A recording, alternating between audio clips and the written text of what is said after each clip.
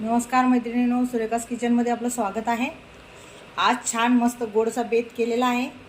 त्यासाठी लागणारं साहित्य आहे, गोडचा बेत म्हणजे शिरा बनवायचा आहे।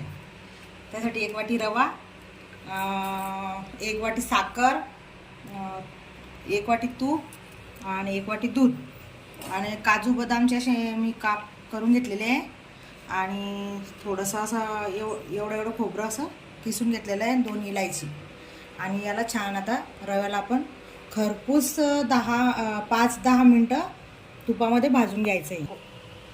हे बघा तूप गरम झालेलं आहे, आता त्यात छान असा रवा आपण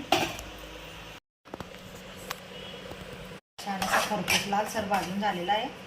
आता याच्यात आपण 2 इलायची तेल टाकूया फोडून सनी, खोबरं, काजू बदाम,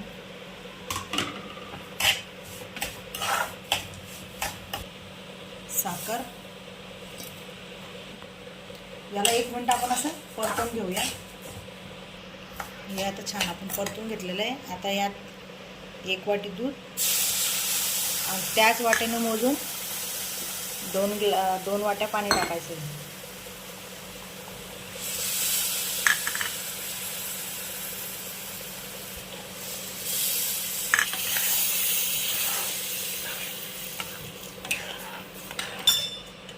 झाकण ठेवायचं आहे आणि 10 मिनिटांमध्ये धीम्या आचेवर होऊ द्यायचं आहे त्याला।